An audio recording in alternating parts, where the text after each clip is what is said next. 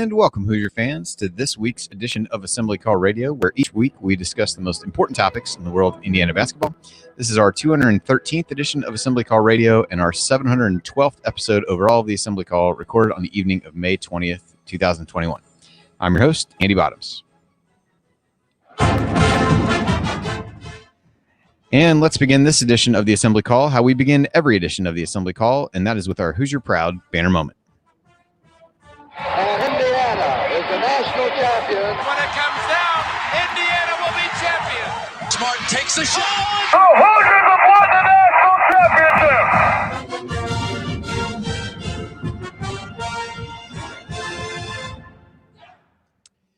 Well, tonight's banner moment is around the IU soccer team, and in honor of our guest here, this has been deemed a no Spurs zone, so we will not be hitting on them at all during the show, but did want to talk about the IU men's soccer team, who made it to their 16th national title game. They've won 8. They came up short on Monday night, had a really exciting victory over Pitt on Friday night, I believe it was, with Herbert Endley scoring a goal with about 10 minutes left in that one.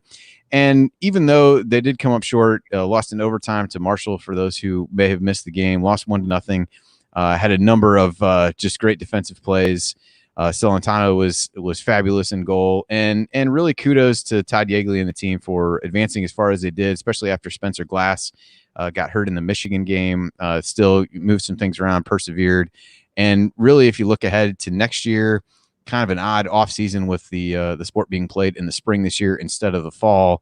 But if you look at the composition of the roster, there's no reason to believe that most of these guys won't be back. So you have to believe that they'll be contending once again for the national title. And, kind of what we talk about IU being a blue blood basketball program and all the debate around that and what they are. The soccer program is all that and more, just with the reputation that they've built, with the tradition that they've built, and this year was no exception. So, kudos to those guys for making it to the final, and even though they came up short, proud of them and another IU sports team that's really got it rolling, and they have for quite some time. So, with that, I'll introduce my esteemed co-host for tonight. Ryan is off, but he'll be back soon with a full scouting report on Indiana's newest player, Michael Durr, who we'll talk a little bit more about later in the show.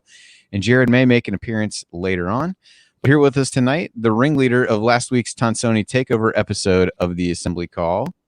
He remembers the days when a movie cost $1. Heaven help you if you ever decide to pop your collar. Play hard, but remember, fake hustle is a crime. He's the coach and it's Tonsoni time. Coach, less family members on this week, but any thoughts on the week in IU basketball, IU sports in general? Well, the roster just keeps changing, and Coach Woodson is maximizing the transfer portal and changing up the roster. And it tells me a couple things, that this roster was really flawed last year, and that's some of the reasons why they struggled. And then down the stretch, it just got out of control, and they lost an opportunity to have any chance to play in the tournament.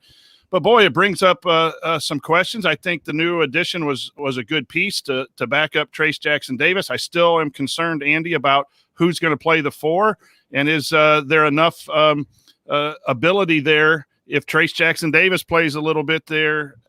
Can they stretch the game enough to open up the court, which has been a huge issue for the Indiana Hoosiers for several years? And then the more I look at the roster, the more I wonder, do we have enough shooting? In college basketball, you need shooters, and you need big guys who can shoot. And I think there needs to be a world of development starting here in June when the summer session, in order for these guys to compete at the highest level. I still think this is a better roster, and we're headed in the right direction, so everything's still good. But there's some roster issues that are starting to come to light the more I study. But happy for Coach Woodson. He's doing what he's doing. He needed a better roster, and he made things happen. I think after the last few years, Coach, there'll never be a time that IU fans feel comfortable that there's enough shooting on the roster. So I think your concerns are warranted at this point. And also with us, our special guest, a former podcast co-host of mine from way back when. I was trying to think of this tonight. I don't really remember how many years ago this has been, but I feel like my daughter was definitely not in school by any stretch, and she'll be in high school next year. So, and Rob had no kids at the time when we were together. We were just talking about that before the show. He's got he's got a couple. So with that, after that, and due in no part whatsoever to the podcast that we did, Rob has gone on to become one of the most respected national voices in college basketball. Writes a weekly email newsletter called The Rebound and founded the Field of 68 Media Network, which, as IU fans should know, features AJ Guyton's House of Hoosier podcast. He is Rob Dauster. Rob, welcome to the Assembly Call, and just want to get your. We'll get into this a little bit more as we go on in the show, but what are your overarching thoughts from the offseason so far for IU, which has been a pretty busy one? Well, first and foremost, that was a very kind intro. But I do just want to let you know that, like, at the time when we were hosting that podcast, I did have one child. His name was Troy Macker. He was my son. And I'm gonna quiz you right now. Do you remember, Andy, what we named your daughter on that podcast? Oh man, I do remember having the discussion. I think this was when my second one was going to be born that you guys were coming up with stuff. I do not recall. I'm sure it'll come flooding back now though.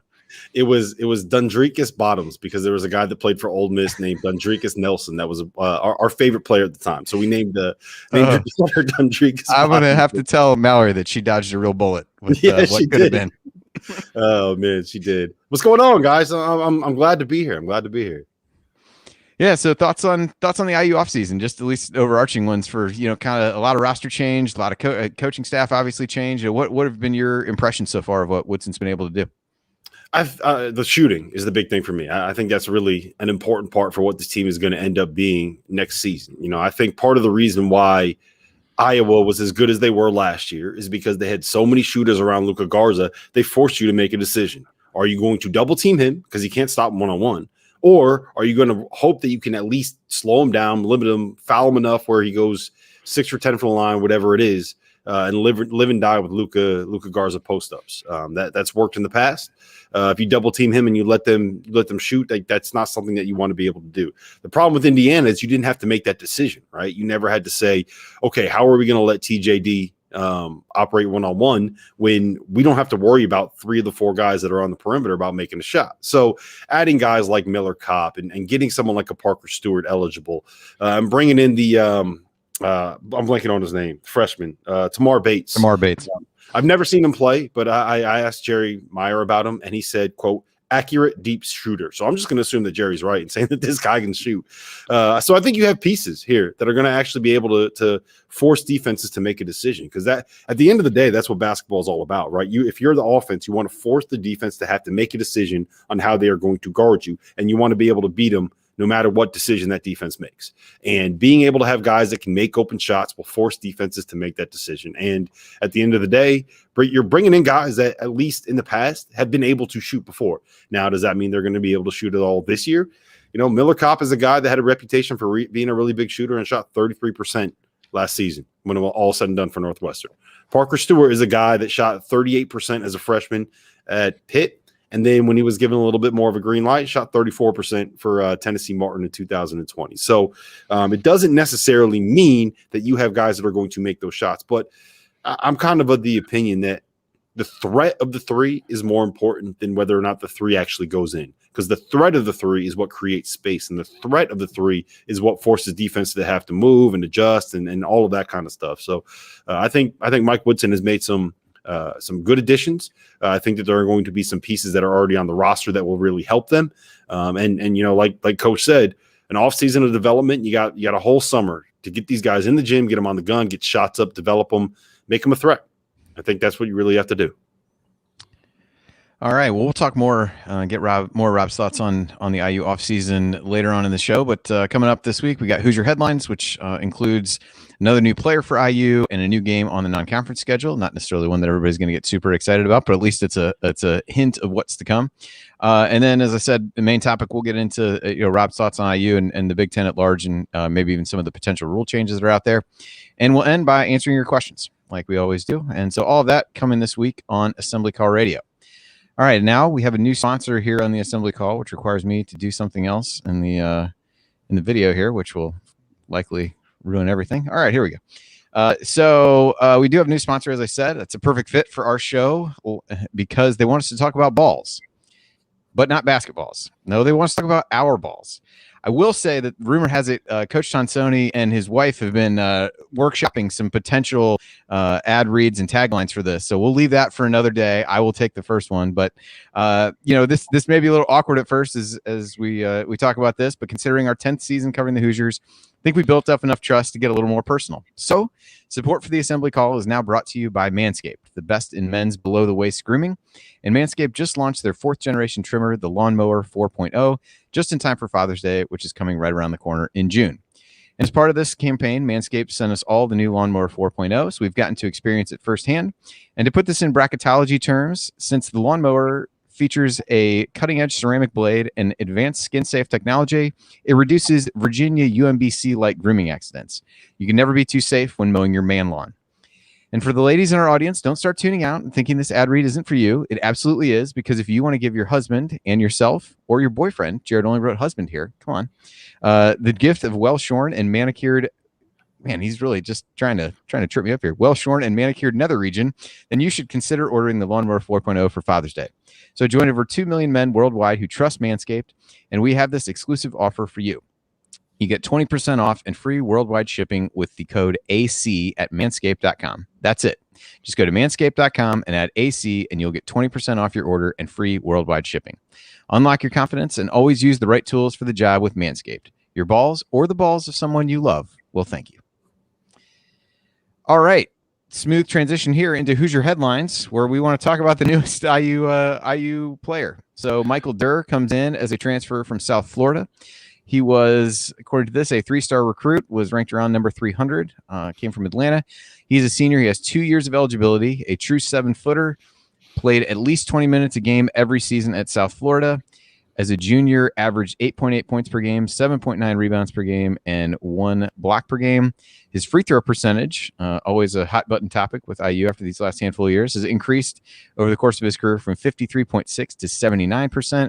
However, he's only shot 48.9% on twos during his career. So we had a question from Chris Payne. Is Durr just a big body rebounder and rim protector, or does he have some game? Rob, I'll throw this to you first. I don't know how much South Florida action you took in over the course of the past season, but what is, how do you view the acquisition of Michael Durr? Is he really just a big body rim protector, or is he somebody that you think can earn some minutes given who else IU has up front? I think that he'll probably end up playing some minutes. In the Big Ten, more than any other conference, size matters, right? And if you look at the teams that have had the most success within the league over recent years, there's always a big body inside, whether it's a Hunter Dickinson or a Kofi Coburn or a Luka Garza or somebody like that. There's always somebody big on the best teams in the Big Ten. And having someone to match up with them, someone that can, keep Trace Jackson-Davis out of foul trouble, someone that has a little bit more size than someone like a Race Thompson, I think that's important to have, right? Just to be able to even if it's throw them out there for 12 minutes, use 4 of your fouls, just go beat up on somebody. Having that piece in your arsenal is something that I think matters in the Big Ten. So in that sense, it's an addition that I think will help them, and it makes them better, makes them more matchup proof. And it's something in a league like the Big Ten, having that big guy really matters. Now, is he a world beater? Is he a game changer? Am I all of a sudden putting Indiana in the top 15 of my preseason top 25 because they have Michael Durr on the roster? No, but it helps you match up with teams where you're going to need a big body, and having the ability to match up with everybody that you play is something that's really important. So it's a valuable addition. I do think that he's someone that's going to see some minutes. And I think he's going to help him in certain lineups and certain matchups. But it's, at the end of the day, you're bringing in a guy that averaged 8 points for a pretty bad South Florida team. Yeah, Coach, what are your thoughts on that? I know there were post-game shows last year where we would come on and say this would have been a decent game, a good game to have Joey Brunk healthy, just to do some of the things that Rob said, give you some fouls, give you a little bit of toughness, give Trace a break, do some of those things. Do you think Durr is kind of a replacement for, that kind of role on the team that we maybe talked about Brunk needing to serve last year when he was out with an injury? I absolutely agree, and I agree with Rob. It's a guy to come in and spell Trace Jackson-Davis. If he picks up that first foul, you have a big guy. Last year, it went to Race Thompson without Joey Brunk, and Race can play the 5, but I think Coach Woodson really wants to stretch his game and play him some at the 4, and it gives us depth that Joey Brunk would have given us if he would have stayed. But Logan Duncombe is coming in too, and I thought that role was going to be his. But it also now gives that freshman a chance to get in the weight room, learn the game, and not have to have major minutes unless he comes in and earns them early. He can take his time getting used to the college game, and you have a 7-footer who's played 20 minutes a game and can come in and do that. My concern is that I'd like to see Trace Jackson Davis stay at the 5 for Indiana basketball to be successful. I know Trace Jackson Davis needs to play facing the basket and shoot more from the outside to advance his professional abilities. I'm not sure that's the best fit for IU as you put the 7-footer down low and TJD outside, because again, give him a year of development. Maybe it'll be there, but you're going to have that clogged up lane again and a lack of threat. And that's my biggest concern, is the shooting from the 4 spot and the loss of Jerome Hunter. He was that guy that could come in and knock down that 3 every once in a while from that 4 spot if they played a little small. And I'm an advocate of guards. And I know, Rob, I agree with you. You need big guys in the Big Ten, but I love guards and I love shooting. And I think our 4s, if they're going to be big, need to be able to shoot. And so I think it's an overall plus. It's a good move for Indiana. But again, I don't think it, elevates, as Rob said, Indiana to that discussion of a top 4 seed in a tournament type discussion. Yeah, I don't think you want him playing more than 10 or 12 minutes. I think it's a very matchup specific thing where you can steal some minutes here and there. You can use a bunch of fouls. It just gives you a little bit of size if you're getting beaten up on the glass to kind of, get back into the game a little bit. But I'm with you 100%. Like if there's a dream lineup that you can have with this Indiana team, is you put 4 shooters on the floor and you constantly get TJD in ball screens, and you allow him to have situations where he can either face up against bigger defenders or other 5s, or you can have him roll into the basket on a switch, post him up against a smaller defender, and then you're dead. If you have a guard on TJD with 4 shooters around him, you're either getting an open 3 or getting a dunk, right? So that, to me, that's the dream lineup. I don't know if they necessarily have the pieces to be able to do that this season, but I think they're a lot closer now than they were before Mike Woodson got there and started bringing in a couple of these other pieces. The other thing that the Durr transfer does is it gives you a guy for 2 years. So once we presumed TJD is going to leave, then he'll be a senior, and you'll have 2 really big, solid centers in Logan Duncombe and Durr to continue. And so a lot of times as coaches, not only are you worried about next year's roster, but you got to plan out 2 or 3 years. And that's really hard with the transfer portal and the NBA, but you got to try to do your best. And Indiana's got some nice freshmen that need time to develop their game. And by the time they're juniors, will be really good basketball players. We've seen Villanova do that. We've seen Wisconsin do that. Guys that hardly play their first year, second year, all of a sudden a Kaminsky blossoms. And I'm not saying any of our guys are that level, but sometimes out of nowhere, these kids come here. And if you can convince kids to stay, if they're not getting minutes, I think this roster is well designed to get Indiana back in the tournament and competitive in the Big Ten. Yeah, and you never know where those. I just want to real quick to say, you never know where that development is going to come from, right? Like Frank Kaminsky was a 3-star prospect that no one really wanted coming out of high school. He gets to Wisconsin, he does his 2 years, he develops, and all of a sudden, boom, you got yourself a top 10 pick and an All-American.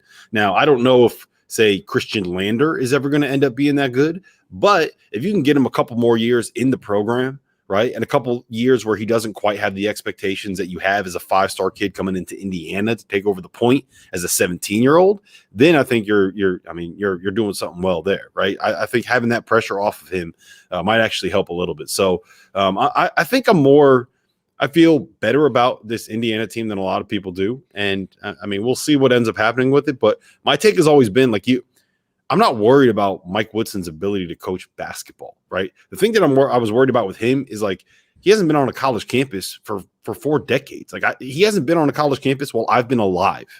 And coming back and dealing with all the stuff that you have to deal with as a college basketball head coach at the University of Indiana, right? It's very. People are gonna just correct yourself now and say Indiana University. I'm just trying to keep people from getting angry at you. Hey, blame the beer, not me. All right. So, but it's very different being just a basketball coach in the NBA versus what you have to do as the head coach of a Division I program in the Big Ten. right? Especially one with the history that Indiana has. So I was never worried about what he could do once you actually get him on the floor. It's all the other stuff, and it seems like he's kind of figured it out. I mean, he's already in the transfer portal, right? And that's the first step. He got Christian Lander back from the transfer portal, right? He got Trace Jackson Davis back from draft. So I think he's starting to figure it out a little bit. And again, like the basketball part, I think is going to figure itself out. I mean, that man got Atlanta, the Atlanta Hawks, into the playoffs. He won 54 games with the New York Knicks. Nobody does that, right? So I'm not worried about the basketball part of it. It's everything else. All right. So the other bit of news that came out this week was on the scheduling front. It looks like IU has added Merrimack to its non-conference schedule. It'll be their third year in Division I. They actually beat Northwestern in their first year in D1. Torvik has them 157th. I don't want to get into anything specifically about Merrimack, but Rob, I just kind of wanted to just curious what you're kind of hearing from coaches and others of what the non-conference scheduling process looks like for this year. Obviously, last year was just a mess. In some ways brought about some good things in terms of teams being able to not have to worry about scheduling games 2 years out, doing whatever. Like you could got some pretty good games that got set up on the fly. I think everybody expects from a fan perspective a lot of things to be different this year. So based on what you're hearing, should we expect non-conference scheduling to be pretty similar to what it was, pre last season? Or do you think there's some holdover effect or some of the things that worked well last year at times that those may become more permanent parts of what's going on? I think it's going to be more or less back to normal. We're already starting to see, like, the Knicks are going to have 15,000 people in Madison Square Garden when they play on Saturday, their first game of the season. So if the New York Knicks are able to sell out to 75% capacity at an NBA arena, I got to imagine in another 6 months, college campuses are going to be able to allow pretty close to full capacity, hopefully, right? So I do think that we're going to be close to normal in terms of what the atmosphere is like. What the actual scheduling is like, I mean, I hope that teams have kind of learned that there is a lot of value in testing yourself early in the season and giving yourself a chance to play some of these big marquee non-conference games and being able to say, hey, you know what? We have, in an ideal world, Indiana playing Kentucky again, right? Something like that. So I hope teams figured that out and saw that, like, Baylor testing themselves throughout the non-conference schedule, beat everybody, ended up winning a national title. Gonzaga testing themselves throughout the entire non-conference schedule, beat everybody, made it to the national title game undefeated. So if you're good enough, just go out and play people. If you're not good enough, still do it. You got to figure it out somehow, right? So I'm hoping that it'll be something where we don't see as many of these bye games, and we don't necessarily see some of the Indiana non-conference schedules that we've seen in the past. And by the way, you're kind of burying the lead on this Merrimack game. It's the Miller Kopp revenge game. How can you just gloss over that fact?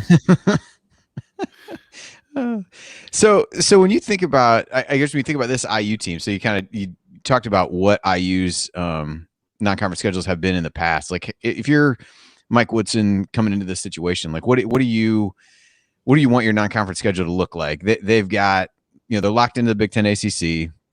They are, I think, due to play in the Gavitt games this year, although I'm not sure how last year kind of impacted a lot of that. So that's a potential. They got Notre Dame in the Crossroads, which people have different opinions about the value of that. That's really all that we know at this point, outside of the Merrimack game. So if you're Woodson, how do you try to set the schedule up for success, but also testing these guys where you got a lot of new faces and you're trying to integrate not only your own new system, but a lot of new guys with some old guys as well? Do they have are they in an MTE tournament yet? Do we know that? Not that I saw. I looked a little bit before the show. They're not signed up for one that I have seen at this point, and I know most of those have kind of come out with who their fields are. So it doesn't look like it. At least not one of the major ones at the very least. I'm assuming they're probably going to end up being in one, because I don't think that you can be Indiana and not be in one. But the trouble that they run into, and I've seen Duke has said things about this in the past, and Coach Cal's talked about it. When you get a lot of these kind of marquee matchups, that eats up a lot of your non-conference schedule. And I'm not sure specifically what it is at Indiana, but I do know that there are places where the athletic director says to their head coach, we need this number of home games during the non-conference schedule so we can complete our season ticket package, right? So if you're only playing, the Big Ten plays, 20 games? So you got 10 home games there. Let's say that they require you to have 16 home games during the season to be able to fill out your season ticket package, right? Well, if you're playing the Big Ten ACC Challenge on the road, and you got the Gavitt games on the road, and you got the Crossroad Classics, which is the neutral, and you got these other non-conference games, but let's say that they play 2 games in like the Jimmy V or something. I just throw it out there. All of a sudden, that's 5 of your 11 non-conference games right there. And if you need to get to 16 home games, then you're going to have to play all your other games at home, right? So if you can't get let's just I don't know, another like a SEC team to come in or something like that. If you can't get another Big East team to come in and play you, then you're looking at just bye games, and the schedule kind of has their hand forced. So what we really need to make college basketball's non-conference season as good as it can possibly be is more of these power conference teams to just kind of bite the bullet and say, you know what, we have to play some series against other power conference teams in our area. Like, I mean, it's completely off topic, but there's absolutely no reason that we can't get Indiana, Kentucky, and Louisville to play some kind of round robin. It makes too much sense. There's too many fans that are all kind of intermingled in that part of the country, and getting those rivalries back going again is something that I think would be really important and really good, and create some buzz at a point in time when everyone's all paying attention to, NBA offseason stuff and football, college football, NFL. So being able to generate that buzz for college basketball at that point of the year, I think, is really, really important for the sport overall. It just kind of it's tough to do once you understand how all of this stuff works in the nitty gritty. The other aspect of that, from my perspective here, is you also want to play a couple of games where you're going to be able to try some stuff and get some stuff on film early, so that when you go up against the bigger. So I'm a firm believer in 11. If you have 11 non-conference games, you need to play at least a minimum of 5 of real tough competition, if not 6 or 7. You got to have 3-4 games to, get your 9th, 10th guys some minutes in there, get it on film, try your stuff out, and build some confidence. I think that Indiana's schedule last year kind of hurt them, not making any excuses, because they were big school after big school after big school with no chance just to get right. I think there needs to be a couple get right games early in the season, because the Big Ten's a gauntlet. And then so I'd like to see 6 of the 11, whether it's Gavitt games, whatever you're required to do, or the tournaments, get 6 against really good competition. And then, 5 other ones where you level them off, and you can get some 100, 200 Ken Pom teams in here. You don't have to go all the way down to 353 like we did for 6, 7, games a year, but the Tom Crean Southland SWAC special. Early. Is that what you're referring to? But that's how I'm looking from it. If I could design it, if I was the head coach, if I was Coach Woodson, give me 6 that we really want to test ourselves, but then I need 5 kind of get right games to get the team moving in the right direction.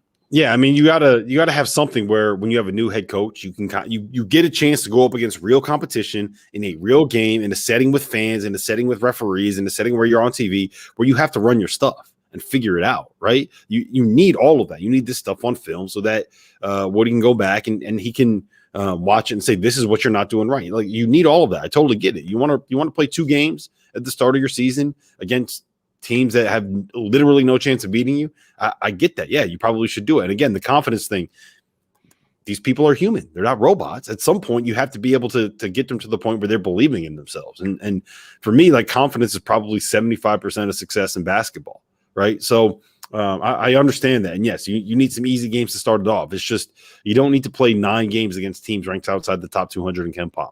It's just completely unnecessary. Rob, unless you're Gonzaga and your conference isn't very good, then you need to, then you need to load up so that you get that 1 seed, which they get all the time anyway, because they got all the best recruits right now. But, it's I think it matters too in conferences. If you have a conference that's 50-50 and you got some get right games within the conference, the Big Ten in the last few years hasn't had that. So that comes into play as a Big Ten coach as well. As, man, it's 20 just gruesome games. What do we do in that?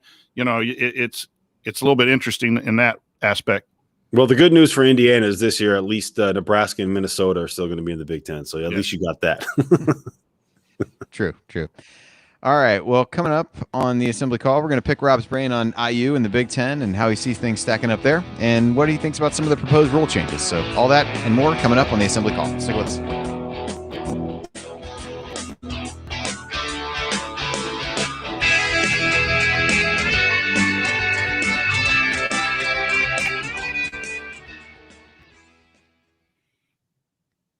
All right. Welcome, everybody, in the chat mob. I'm going to probably keep the between segment stuff pretty short. One, it's been a long week. Two, try to be respectful of Rob's time as best I can. Rob, what are we drinking tonight? Firestone Propagator. I don't really know what it is, but I'm a big Firestone guy. And they had like one of the IPA mixer packs at my beer store. So I was like, okay, all right, let's see what happens. Let's go with it. What could go wrong? Yeah, I was gonna say if it's a brewery, like you can't really go wrong. C plus. I give it a C plus for the record. It's not great. All right, I've had better. good for people to know. All right. I'm just gonna go ahead and roll into the next segment. But this is just mostly IU and Big Ten stuff, Rob. So we'll just kind of hit. I mean, there's questions in here, but we'll hit whatever. We'll kind of go whatever direction we need to as we go. All right.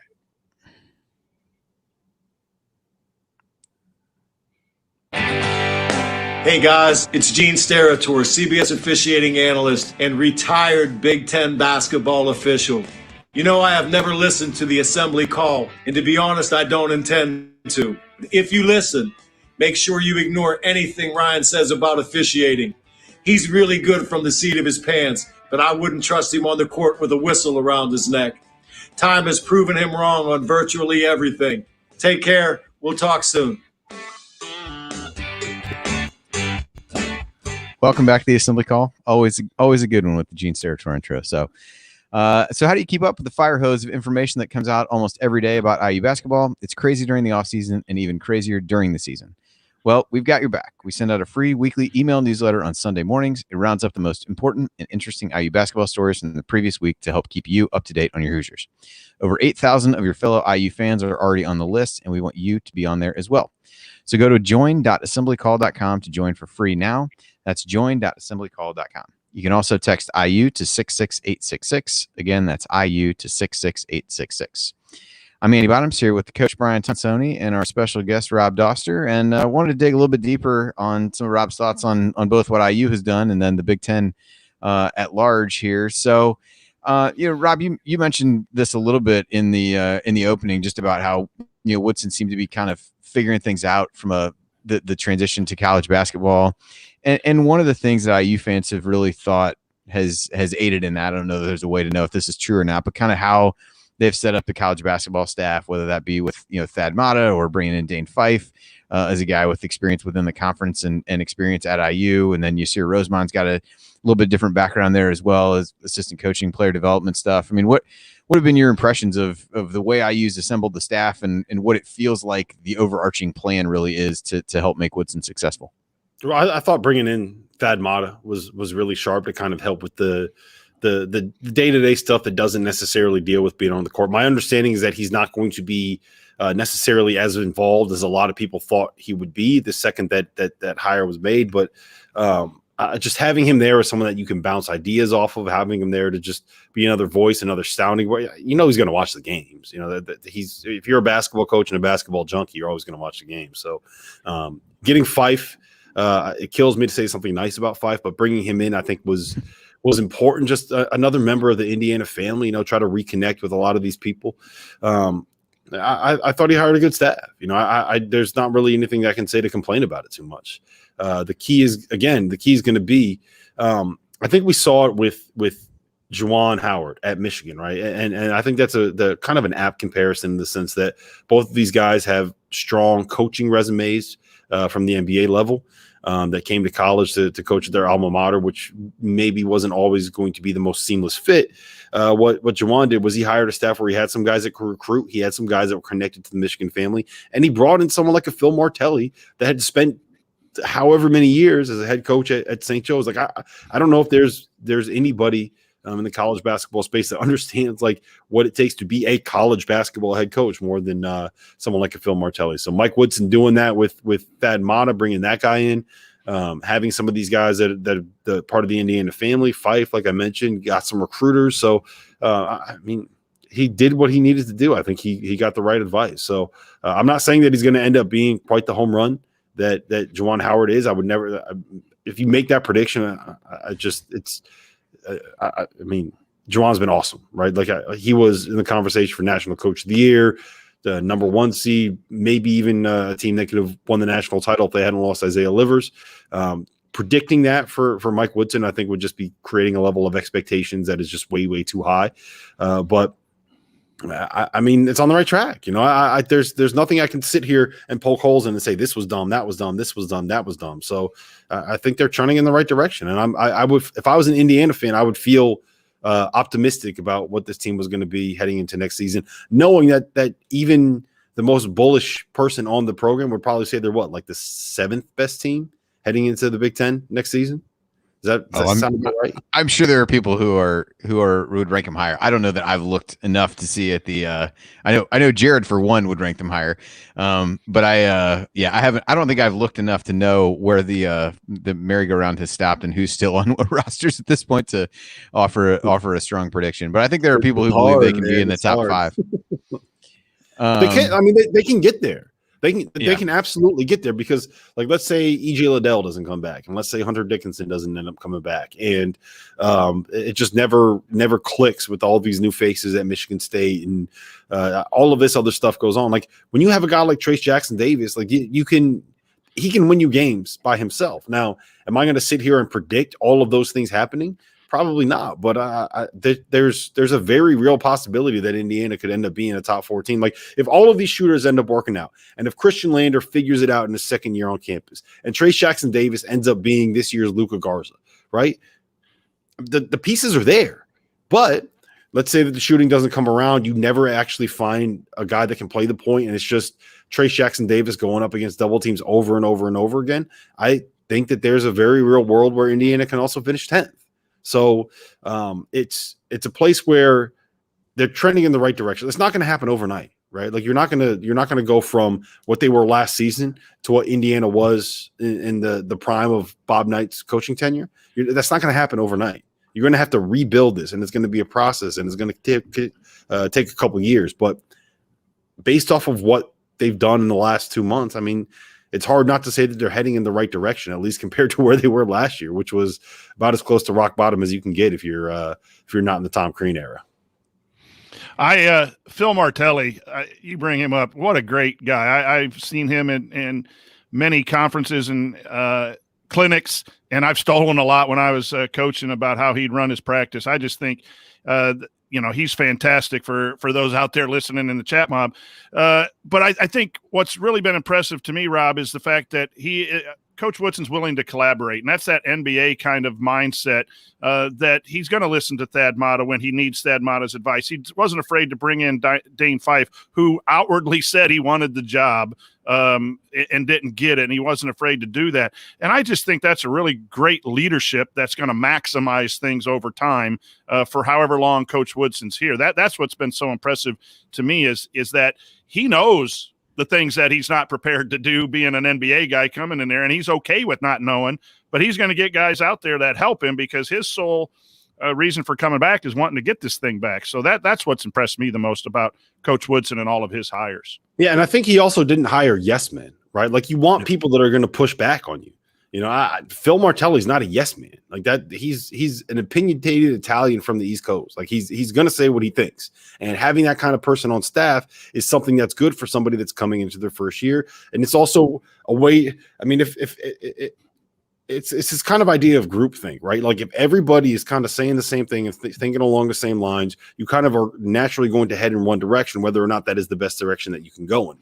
Different varying opinions, as long as everyone can accept you decide to go one way and get behind it, having those people that you can bounce things off of, I think is important. And Thad Matta, like he doesn't strike me as a yes man. Dane Fife is not going to end up being a yes man. So I think that having some of these people on staff, Kenya Hunter is not going to end up being a yes man. So having these people on staff that will push back on some of the things that Mike Woodson wants to do, I think is important. So as you look at the roster with all the the new faces, you've already got a new system. So maybe that this is minimized. Maybe that's ultimately the question. But as you look at integrating these different pieces, whether it's Xavier Johnson at the point, Miller Kopp, Parker Stewart was at least around the program last year. Some of those guys, how do you think those pieces fit together? And I guess, kind of where I was going in the beginning was, does that stuff matter when you got a whole new system coming in anyway? It really doesn't matter who's already been here. Like, where do you kind of come down on that side of the argument as well? I mean, I think it does matter that there are people that are there that just kind of understand like what Indiana basketball is about and kind of understand how it's going to work within just kind of some of the day-to-day stuff of being a student there. But you're right. It's going to be a new staff. It's going to be a new system. It's going to be a new style of play. Hopefully it's going to be something where you can kind of space the floor a little bit more and you can kind of see some of the talent of the guys that are going on the perimeter get showcased a little bit. But I mean, I think Coach hit the nail on the head at the open.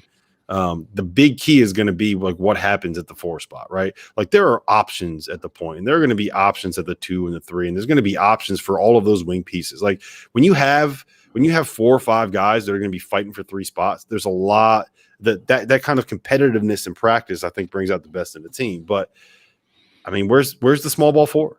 Right? Like, are you going to play 2 bigs again? I don't think playing 2 bigs is going to be something that works long term. Like, there's a reason why the Big Ten had as many struggles as they did when they got to the NCAA tournament. And that's because the style of play that every other league in basketball on this planet plays is one where you have 1 big guy or 0 big guys, right? You space the floor, pace and space, all this other kind of stuff. In the Big Ten, everybody's got a Luka Garza. Everybody's got a Hunter Dickinson. Everybody's got a Trace Jackson. Everyone's got a big body in the paint, and you got to play with 2 bigs. And I think we saw some of those matchups get exposed when we got to the NCAA tournament. Like, take Maryland, for example, right?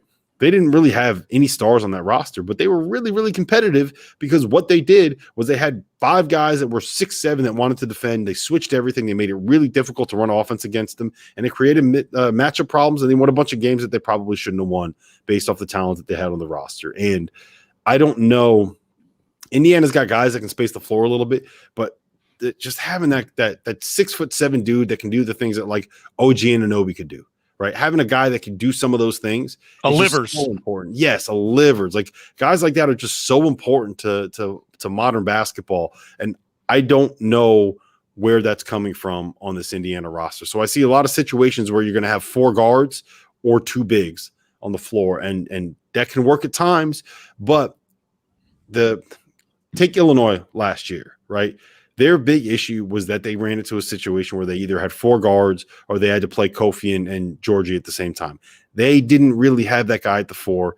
And once they ended up facing a really well-coached, really well-drilled, really good Loyola team, they got their butts whooped in the NCAA tournament. And when you have 2 guys that are first team all Big Ten caliber like they did, and you end up getting whooped like that in the tournament by a team from the Valley, that kind of tells you how important it is to be able to have that guy that can create those matchups. Rob, here's where this plays out for Indiana. A couple years ago, I was at the Illinois game covering it for Delphi Bracketology, the Indiana IU game. They didn't guard Race Thompson at the 3. So they sloughed off and had his man just stay into the old dotted line and basically double team Trace Jackson Davis. So here's my strategy if I'm playing IU. Right now we have 3 potential point guards or got ball handlers, and they all didn't shoot the 3 well last year. Xavier Johnson, Rob Finnessy, and Lander. I would play under screens, forcing them to hit 3s. I'd go under ball screens. I would play off them, playing for the drive, not the shot until they proved they could hit it. I'd lock up on Bates, Kopp, Stewart on the outside, and then I'd leave that other post player sitting in the middle of the lane until Indiana shows that they can hit from the 1 or the 4 from deep. And that's the problem Indiana's had, guys, for 4 or 5 years. Even when they had Romeo and Juwan Morgan, those guys had to score in the lane at that time. And if you only can score in the lane, you can take stuff – you can move your defenders and keep those defenders. So I think you could put 3 defenders in the lane against IU and lock up on 2 shooters right now. That's why the point guard needs to develop a 3-point shot, and that's why I am so concerned about Geronimo and Race Thompson at the 4. They're going to need to have that threat. That's the best thing you said, Rob, too. Maybe not make them, but the scouting report says get out on them because they can make them, at least be a threat in the offensive scheme and their skill. And that's just something that's got to be developed, and that's what I'm going to be watching for at the beginning. If they get that, then Trace Jackson Davis is going to, either we're going to hit a lot of threes because they're doubling, or Trace Jackson Davis is going to score 30 points if they go single coverage on them. And that's going to be the difference between a top 4 Indiana Big Ten team and a team that's struggling to get into the tournament. Totally in my agree. opinion. Totally agree. I mean, it's the threat. It's the defense having to move and having to be adjusted because of the gravity that these shooters have. Like that's all it is. It's not whether or not you make the shots. It's what the pressure you put on the defense by the threat of having that guy be able to make that shot. That's what it all comes down to. And look, again, I really do think that all it's going to take is like 33% 3-point shooting from someone like a Christian Lander, 33% 3-point shooting from someone like a Rob Finney, where you're good enough that defenses can't just play at the foul line off you. I don't know if Race Thompson or Geron, like those guys kind of are what they are, and shooting is not the thing that they do well, and that's fine. But it's going to create issues for Trace Jackson Davis inside. Can you stretch from 15 feet at that 4 or the 5 spot? I've heard some conversation in coaching circles that all you need if you're going to play 2 bigs is the ability to hit an elbow jumper or pick and pop to 15 or a baseline jumper in order to space the floor. Your thoughts on that? I'm a firm believer in get your butt back behind the 3-point line and let it fly. 4 around 1 is my philosophy. But I've heard some talk that if Trace Jackson Davis can hit from 15, if Race can hit from 15, that might stretch the floor as well. Your thoughts? It's better than not being able to shoot it, but if you're only pulling your defender out to the dotted line, to like the Big Ten logo in the lane, like it's one slide and you're in a position to take a charge. Agree. Right. The value of having the reason why you see so much space in the NBA is because that 3-point line is 23 feet away from the rim, and defenses it's not possible to go from being able to defend a shooter to being able to get to a spot where you could take a charge or block a shot with how athletic and how quick NBA guards are, right? It's that spacing that matters. There's a reason why there's so much more space in the NBA game, because you have to guard guys out that far. If you're only guarding them out to 15 feet, like it's one slide. Yeah. And you're going up against guys like, and the other part of it is in the college game, you can kind of body somebody and make it difficult for them to drive. In the NBA game, you can't, if someone is driving, you can't get in front of them, you can't body them, you can't change the direction of their drive. Otherwise, that's a foul. You can do that in the college game. And that makes it that much more difficult to just kind of square somebody up and beat them on one bounce. So to answer your question, it's better than nothing, but you want them shooting threes to be able to really create that space. So, Rob, as you look at the Big Ten in general, how do you kind of see, who do you view as the top teams? I think the consensus for most would be, again, there's still roster things to work out, some combination of Michigan, Ohio State, Purdue. I think you got Maryland in there with the Wahab transfer, Fats Russell, depending upon your opinion of Fats Russell. But kind of how do you see at least the top of the Big Ten shaking out based on what we know right now, at least? I mean, it's those three, and the details are going to kind of get figured out a little bit. Like, is he EJ Liddell? Is he going to end up coming back? Like, is he going to go pro? Dwayne, why am I blanking on his name? Washington. Dwayne Washington. Like, is he going to end up being back? There's a lot of questions. Hunter Dickinson is another guy. There's a lot of questions like that. Like, how good is Devontae Jones going to be at the point for Michigan next year? But like, I mean, look, Ohio State and Michigan are going to be really, really good. I think Purdue is going to end up being a top 5 to 10 team next year. Jaden Ivey is going to be the breakout player in college basketball next year. Like, he's going to be that guy, I think, that goes from being kind of overlooked, but like loved in his conference by people that love the Big Ten, to being like a huge national name next season. Like, I just think that he's great. Trevion is, assuming he comes back, like that dude, he got in shape and now he's awesome again. So I know I probably shouldn't be saying that on an Indiana podcast, but I think those three are going to be the big three. Once you get beyond that, though, like who are you really scared of on this Michigan State team next season? Right? Is there any reason why you can look at that roster and say, okay, they are definitively better than than the best case scenario for Indiana? And I don't think you can. Same thing with Maryland got Fats Russell and Kudus Wahab. Those guys match up pretty well with Indiana.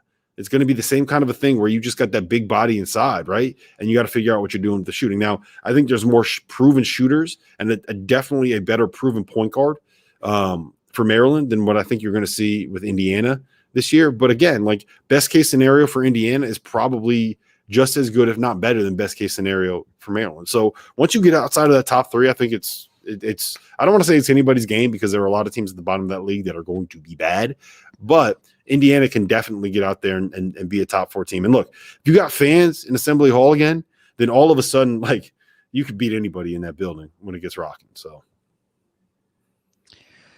Coach, you have any thoughts? I don't know if you guys have done any more digging in from an early season bracketology perspective, but what's your thoughts on kind of the Big Ten hierarchy? I couldn't even tell you. You're not doing that as final exams at school? I mean, you're not throwing that out there? I got to do some recruiting. We graduate some seniors that were really good in doing that. No, I couldn't even tell you who we put in our way too early tournament. But I think realistically for me, Indiana 5, 6, 7 is where I think their talent lies, and you catch breaks and certain things like that maybe pop into the top 4. I will be disappointed if they're 8, 9, 10. I think that'll be a disappointment for the momentum that's been going on now, and the roster being better in theory. It's got to be better in developing and then getting it done on game. But that's where I think Indiana is, and I think they'll be competitive with the top teams as well. I'm not afraid of going and playing a Purdue or Ohio State or Michigan, but you just got to be on top of your game. Those are obviously the best teams out there. So that's where I see in Indiana, and it is a process. Anytime you take over a program at whatever level, our high school program is in its 4th year that where I'm assisting now is, and we won 6 games the first year and then 17 the last 2 years. It just takes time to get your guys in and develop them, and we need to afford the appropriate amount of patience with Coach Woodson. Yeah, the other thing that I would just note real quick is that there's a lot of teams that are going to be significantly worse this year in the conference. Iowa's going to take a huge hit. Illinois is going to take a huge hit. Rutgers is going to take a huge hit. Wisconsin? I don't know which one of those like 28-year-olds that they had on that team last year is going to end up coming back, but they're probably going to end up taking a huge hit next year too. Although I don't think Wisconsin was all that good to begin with. I don't know if I can say that. To Wisconsin fans, like they already don't like me, but I think that the middle of the league, like what made the Big Ten so tough the last couple of years is that the 10th best team was probably just about as good as like the 3rd or 4th best team, and I don't think you're going to see that this season. I think there's going to be a very a much clearer hierarchy in the conference this year, and that's probably good for a team like Indiana that's kind of projecting for somewhere in the middle. You're not going to have as many teams that are going to be below you in the standings that can beat you. Yeah, as we're talking about this, the guys on the 3-Man Weave podcast, they've been kind of breaking down leagues over the course of the last few weeks. So the Big Ten was up this week, so listen to that today. So might give people at least some idea of who's out there right now and some other thoughts on how the conference might shake out. So last question before we take a break, Rob. So proposed rule changes, any that really stood out to you as I'd love to see this one, or this one is the dumbest thing I've ever heard? Well, I would love to see them ban the charge. That's kind of I think that's my brand at this point. I don't know IPAs and banning the charge. Like I think that's what my brand is at this point. It's a strong platform. I think it's good. Yeah, right. If I ever run for president, that's what I'm going to be running for. Got my vote. Beyond that, I think I want to see us go to 4 quarters. I don't know how much of the women's game you guys watch, but the product, the flow, the fact that you don't have these like TV timeouts, 10 seconds of play, TV timeout thing going on is just way, way better. I don't think that's ever going to happen. I mean, we talked with Matt Norlander about it the other day, and it's just the TV contracts is just we don't need to go down that rabbit hole right now. The other thing that I think would be kind of overrated in terms of how beneficial it would be is 6 fouls. I get why people want to do it, and I understand the fact that like college officiating is bad enough where you want to be able to give them that leeway that you don't foul people out. But I think the bigger thing is to kind of teach some of these coaches that like you don't need to auto bench your guy with 2 fouls in the first half. Like you're better off playing him and trusting that he's not going to be committing too many fouls. So the one thing that I really do like, and if we're not going to go to 4 quarters, resetting the fouls at 10 minutes in the first half and 10 minutes in the second half so that you don't end up having 13 minutes of a half where you're going to the free throw line every time that there's a touch foul called by an over aggressive referee, I think is something that would be really, really good for us, because there's nothing worse in a game that gets a little bit too physical and ends up being nothing but a free throw shooting contest. It drives me crazy. Yeah, all the conversation around the foul thing with you can commit this many, but if you do this many in a certain half, like that to me is just bonkers. It's so I was like, we can't even keep track of stuff right now. Like, you're gonna ask refs to have to be able to concentrate on this guy can commit 4 fouls in the second half, but this guy can only commit 3 fouls. It's going to be a disaster. Please do not put that in. The monitor review is going to be supplanted by the trip to the scores table to figure out how many fouls a guy had in a half. So we don't need that. That was the one that I was like, I'm all for. If you want to give him more fouls, just give him more fouls. We don't need to make it more complicated than it is. If you want to foul 6 times in the first half or 6 times in the second half, I don't care. Use your 6 however you want. But I agree with the 10-minute at a minimum, the 10-minute reset of the fouls. Just, I mean, as you said about the women's game, even if you're not going to switch to quarters, the parade to the free throw line that really slows down the flow of some of these games. Not to mention the fact of how IU shot free throws the last few years would have been, you might as well just take your chances in a half court setting, even though there were times that wasn't too pretty either. But some of that stuff I wouldn't mind seeing. Coach, any of these? I don't remember if you guys talked about these too much in the last couple of weeks, but no, I do like the quarters. Changes. I love the quarters idea. Obviously, high school guy, we play quarters, and I do like the fouls being reset and shooting 2 free throws, because a foul is a negative defensive move. It shouldn't be with the bonus for 2 or 3 free throws. You get the guy missing the front end, and I know step up and hit him, but I'd like to see the 2 foul shots after 5 in each 10 minutes. The one I don't like, and specifically it just irks me to no end, is they want to take timeouts away from coaches at the last 2 or 3 minutes. Well, you got all the TV timeouts, and I understand money drives everything, and you need money in the game, and it's never going to change. But people are, saying the length of the games slow down because the coaches take timeout. Well, get Bo Borowski off the replay. That would help an awful lot. Please, they go to the monitor, or have a rule where the call stands, you have a minute. Yes, we want to be fair to take a look at it, but these replays that give free timeouts to coaches. The other thing I would say is, when you do watch a replay, the team can't meet with the coach. The team's got to stand. One official stands at half court, one on this end, and one team on this end away from the coach, because it gives an advantage to a team that's out of timeouts to go replay something at the very end. The game of basketball is pure, and you don't take away the skill of coaching and playing to shorten a game so you can keep making, Bo Borowski look good and, get TV time, and also for your money. And I do understand it. I know I'm old as crap and I'm a traditionalist, but you can't take my timeouts away. I want to win a basketball game, and you're selling, whatever you're selling on your ads. I get it, but I want to win a basketball game. You're going to fire me. You got to give me a chance to call a timeout. And there's only 5 right now, and you have to have a use it, lose it timeout anyway.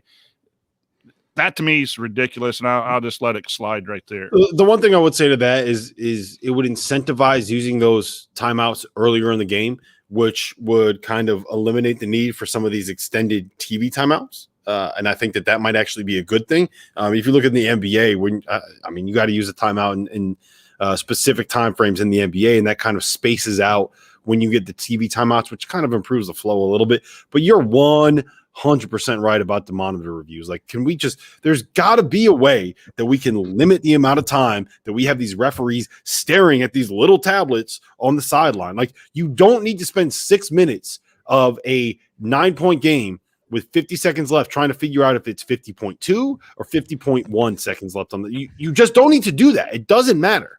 Right? Like, I understand if you might need to take a little bit more time to determine if a game-winning shot was released right at the buzzer. Okay, look, you want to do that? Go ahead, take 5 minutes to do that one. But if you're trying to add like 0.4 seconds back on the clock in a 2-possession game with under, like, we don't need to do that, right? You don't need to do that every single time. Trust the scorekeepers. Yeah, or if you need 5 minutes to see if it might have grazed the fingertip of somebody's pinky, and you have to go back over it. Like, I agree with Coach. Like, there's a certain amount, like, if you haven't figured, it's no different than NFL, right? Like, if you haven't figured it out in a certain amount of time, like, you ain't gonna figure it out. So just move call on. Call stand. Well, and it's ridiculous too, because in any late game situation, that ball goes through the net. There's some human error. It might be 0.2, 0.1, but only go review a time situation if the clock is running when it should have been stopped and it goes 3, 4, 5 seconds. That's a timing error you need to fix. Get your stopwatch out, get it done, you're done. But this stuff about, the ball went through the net and it was, 3.7, now it's 3.6. And I get it. The games are on the line and everything matters, but that kills more than the timeouts. That kills the flow of the end of game in college basketball, in my opinion. And then I hear that they want to, that's why I get so upset with the timeouts, is they taken away a piece of the game because they can't, adjudicate the game. I just used a big word, Andy. You might want to get Coach, that on I'm a so drum. impressed. That's way above my pay grade. Nice. All right. Well, that'll do it for segment 2. And when we come back, we'll answer your questions and do some subscriber shout outs. So stick with us here on the Assembly Call.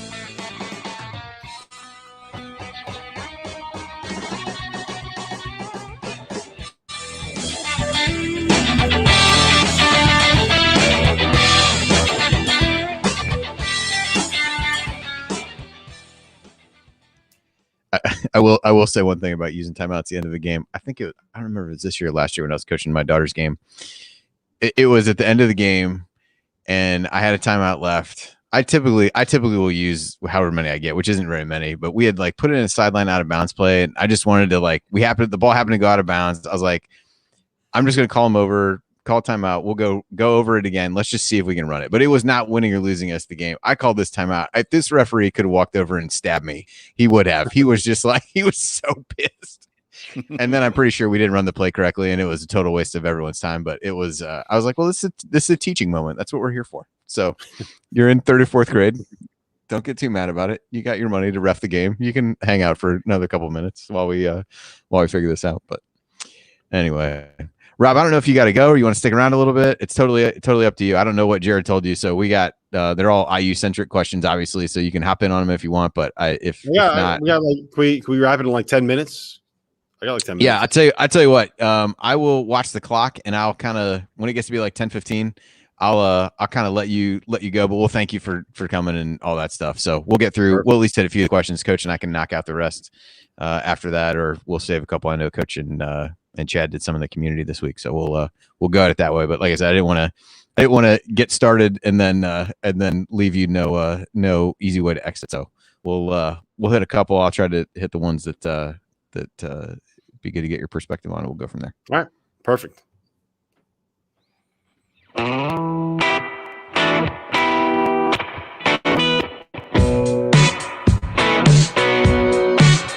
This is Jordan Halls, and I never miss a shot or an episode of the Assembly Call.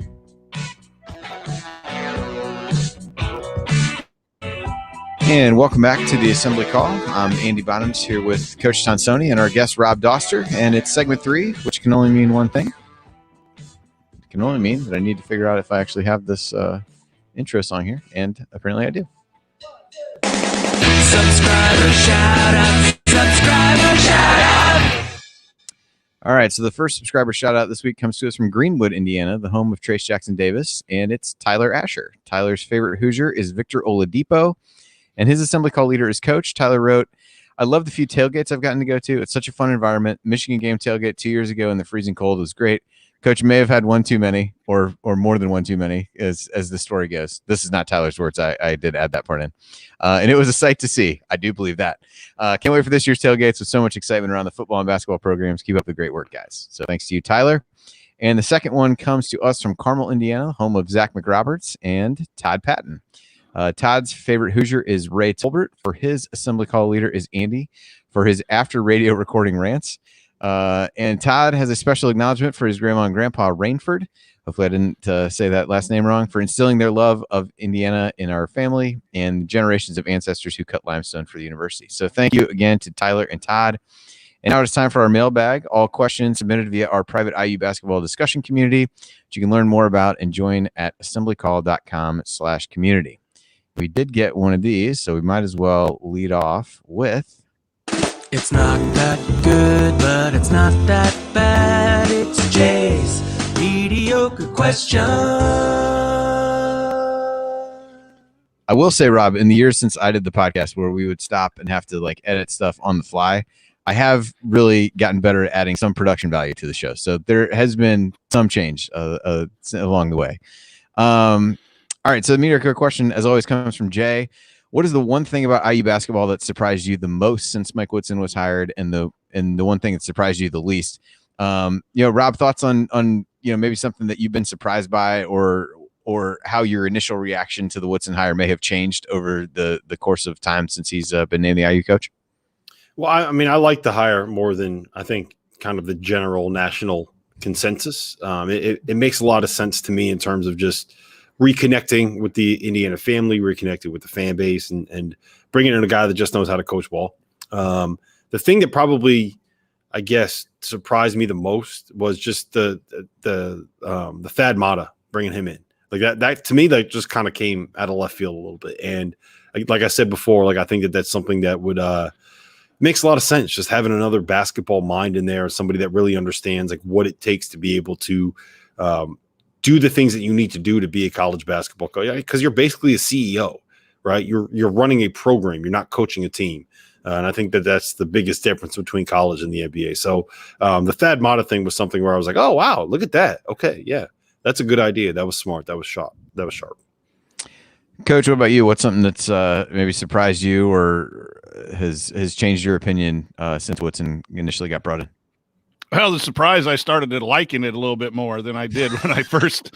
But the Thad Matta thing did immediately give me a little bit of pause. But I guess not surprised. Just he's been successful. Everything he's done, and I think we talked about it earlier. There has been nothing that has really been a negative. I guess some people might clamor that was Jerome Hunter dismissed or pushed away in order to get the 7-footer, and some people may have issues with that. But everything that he's done, has been really, I think, good for Indiana basketball so far. And so there's a level of trust with me. Not that it's that important, but so nothing that's been a little surprising to some extent, I guess. And one thing that hasn't surprised me is how we're starting to come back together, and I underestimated the value of that.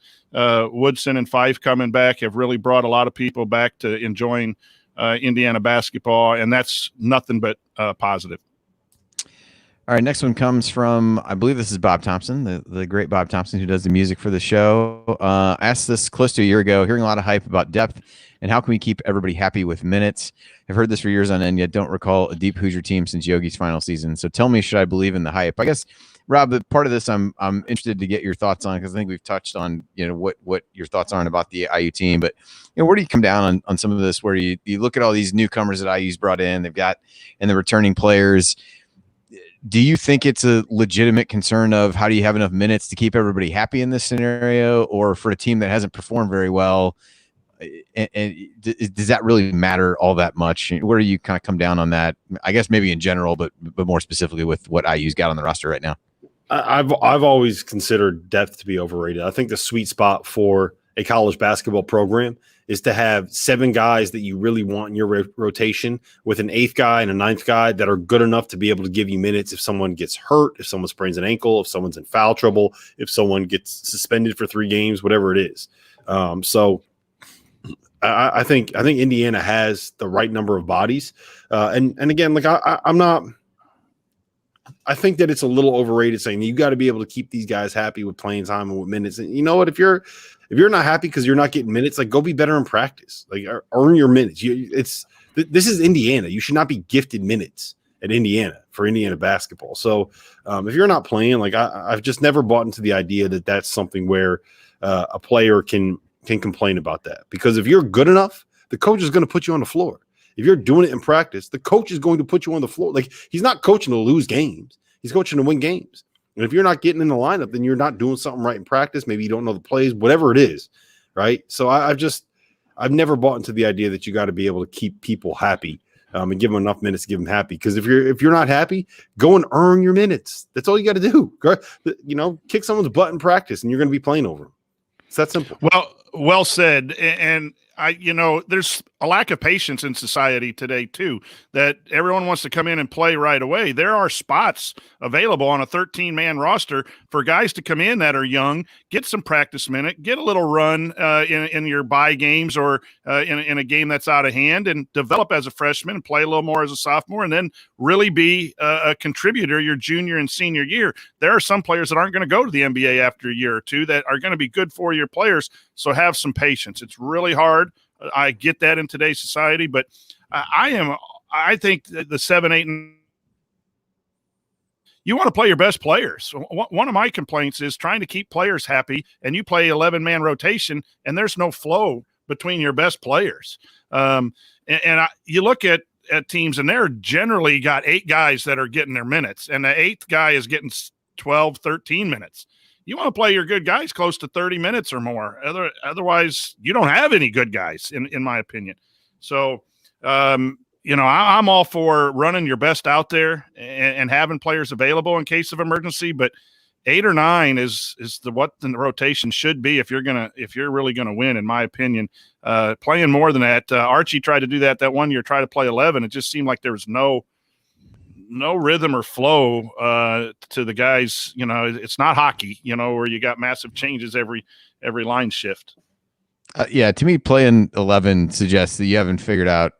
You're just trying to figure stuff out on the fly as opposed to anything else. But we'll see. So, Rob, I know you got to run. Really appreciate you coming on. It was great catching up with you on IU basketball and a little family stuff beforehand. So, hope you and the family are doing well, and hopefully your 2-year-old's case of the terrible twos is a short-lived one, and things can get back to normal for you. There's 2 things I want in this world: for the terrible twos to go away, and for Bo Borowski to get the hell away from the monitor. That's all I need in this life. Hey, Rob, thanks. And I learned when to follow your betting advice and when to fade your advice. In listening to you every day on your betting stuff. But I do appreciate what you and Goodman put out. It's good for the commute. So thanks for that, and thanks for being on our show tonight. Yeah, it was great. Awesome. I really appreciate it. Our first podcast since 2012, Andy. I know. It's been a while. It has been a while. All right. Thanks, man. I really appreciate you coming on, buddy. Later, guys. All right. Take care. All right. Coach, we'll knock out a few of these others. Although I think as I read through a few of these, we've hit on a number of these. Here was Jeff had one on rule changes, but I think we touched on that one. Talked a little about Michael Durr and dividing up minutes. And I guess we touched on this a little bit. Brian had a question. I don't think this is you. But with Durr in the mix, is it possible Trace gets some serious time at the 4? How does he fit in at the 4 if his 3-point shot isn't dropping? How do you assess the addition of Durr? I know we talked a little bit about can Trace step out and shoot, and that remains to be seen. So that's a little bit of an unknown. Makes the question somewhat tough to answer. But as you think about that, is it really an either or proposition with Durr and TJD, or do you see situations where they might be able to play together? I love this question. Obviously, it's from a good guy. It wasn't me, but Brian's are all good. This is interesting to me, and I was just, yes, a lot of people were clamoring to get another big man, and I thought with Logan Duncan we had enough. And I can't stress enough where I like guards, even as a tall person myself. It's a guards game, and my concern, I've stated it tonight, is at that 4. Do I see Durr and Trace playing together at some time? Yes, I do. In some of the brief little videos we've seen Trace Jackson Davis shooting a lot from the outside. I think that's an emphasis that Coach Woodson's trying to do, is develop his outside game, and I think he's going to be encouraged to take some shots from there. I don't think Indiana's better with Trace Jackson Davis at the 4 playing out on the perimeter. I don't think Indiana's better. Trace Jackson Davis may be better and look better for the pros if he can show what he's doing. But Randall L was a wide receiver one time because they wanted to showcase him for the NFL, and Indiana didn't play well until they moved him back to the quarterback.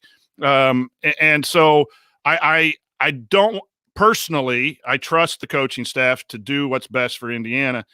I just think, Andy, we have 5 or 4 centers on the team now that their best spot is on the block or screen and roll into the post, catching 12-footers, shooting 12-footers, floaters in the lane, and that's Race, and that's TJD, and that's Durr, and that's Logan Duncombe. We have 4 centers, and there's not enough time to play all 4 of them.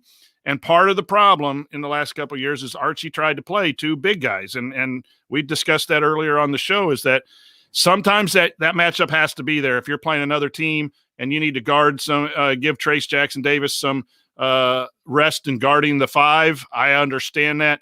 But I want to see, personally, I'm thinking the way I've seen it, personally want that combination to get minimal minutes because I just don't see that being what Indiana needs. I think we can take advantage of how good Trace Jackson Davis is by, moving him some and letting him shoot some, but more of he's the 5 and the 4 guys around him are doing some perimeter things. So I think it's a real good question. And it's just something we've got to watch. And even though I made that comment, Coach Woodson's not going to do anything to lose games. He's not here to lose games. So he'll figure that out as best as he possibly can. All right. I think that is the last of the questions that we haven't got to. There was a recruiting one that I don't feel like I am in any way able to answer, so we won't. But perhaps some research can be done on that. It's been a little bit hard, in all honesty, to get a real feel for some of the recruiting stuff, just because coaches haven't been able to be out at events, and it just has been all that has been so much different in this day and age that I'm not really sure you have the same level of feel that you have for who IU is interested in at that point. This year you've kind of filled up this year's class. I think they can now start to move on to that. The other thing is, Woodson initially coming in, while you've got to have some eyes on the future of what that is, and it sounds like they talked to CJ Gunn and at least talk through that part since he had committed. But I think in general, his immediate focus was and had to be, how do you, what's this year's roster going to look like? How do you get that ready? And then I think they can move on to that from now. And I think that's where Roseman, I think that was in the interview with the Hoosier Hysterics, I believe, had been able to, to talk about, he was a guy who had been able to be out and see players given what he was doing at the time. So I think that's helpful. Fife obviously had been doing some of that recruiting for Michigan State. So I think they've got guys who were already down the road of doing that. Kenya Hunter, even for IU, had been looking at guys, but I don't know the specific names, I guess. So that's as good as I can do to answer that question at this point. Yeah. The thing is, they're going after some talented guys. I know they're going after 3 or 4 big guys. I read every once in a while who's got an offer and so forth. But I said this last week, Andy. I am more interested when it gets a little bit more heated. They're down to 3. They limit their school to 3 or 4. I'll read up, watch some film. I've just found myself getting too excited, and then knowing that some of these guys are going to make honest decisions to go elsewhere.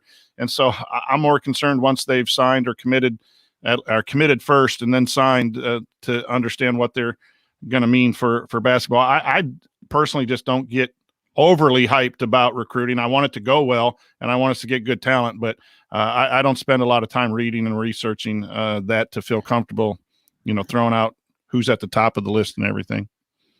Yep. All right. I agree. Well, with that will do it for this week's episode of the Assembly Call. If you want to see us do the show live, join us at assemblycall.com on Thursday nights for the live broadcast of our Assembly Call radio recording.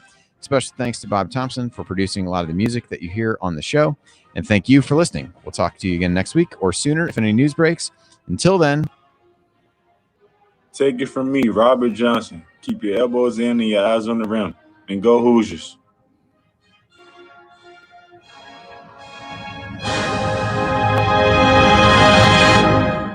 Thank you. Thanks for coming out.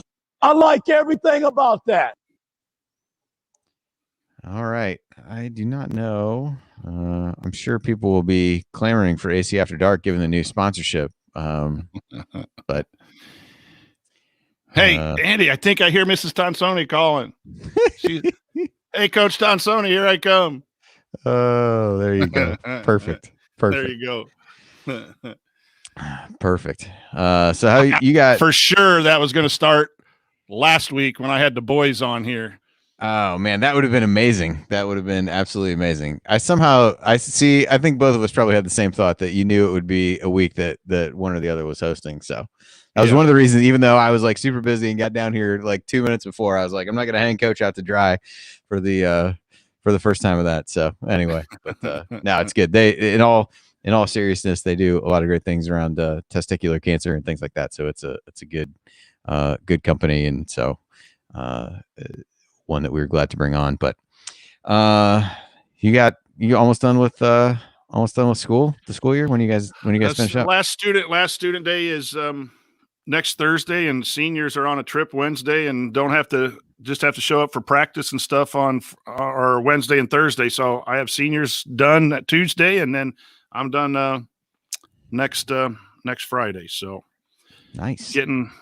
Then basketball kicks in 4 days in the morning, 6:30 workouts, and it's 40-minute drive. So it's 5:15. But I tell you what, Andy, there's nothing better. I get up early, throw some hot water on my face and throw a sweatshirt on, go to the gas station, get a coffee, and then go in and coach, and then come home about 11 o'clock, start my day, grab a shower and a nap. And if I could do that every day for a living, that would be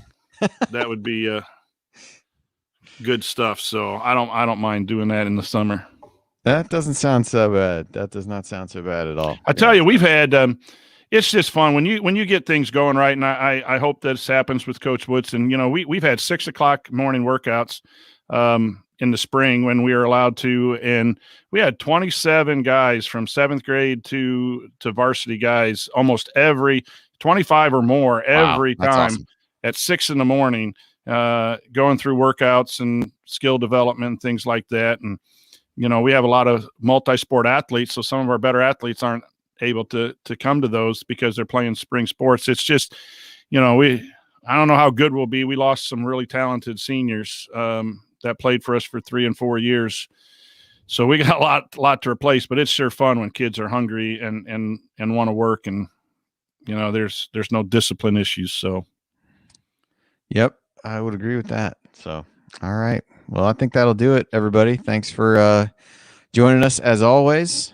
Some combination of us will be here next Thursday. But it was good to get Rob's perspective on good show. On IU. Somebody who's not doesn't have the same. It was funny when he was like, I don't know who would see them as top 5. I was like, I know a whole bunch of people that do, but no, I think it was good, and it'll be interesting to see how some of these decisions shake out in the Big Ten. And how that's going, but I think feels like those top 3, and then you got a group of teams in the middle. But I do agree with what he said. I don't think the slog from 4 to 10 or 4 to 11 that the last few years have been will be there. At least doesn't seem that way. No. So anyway, all right, everybody. Cool. Everybody, take care, and appreciate those in the chat. I'm not really sure what motivates a person to go on and badmouth everybody when you could just not go on to something that apparently you don't believe everyone's opinions of. I missed it. I saw it, but I don't think I was logged into the right stuff to do anything about it, but I know somebody did. So appreciate you guys doing that. Appreciate the comments in the chat, just in terms of the positivity and all that stuff. I just, if there's something that I don't like or somebody's opinion that I don't agree with, I just don't listen to or watch that thing. Really not that hard. So anyway, all right. Well, cool. Coach, good talking to you. Good luck with the last little bit of school here, and everybody else out there, take care, and we will talk to everybody next week.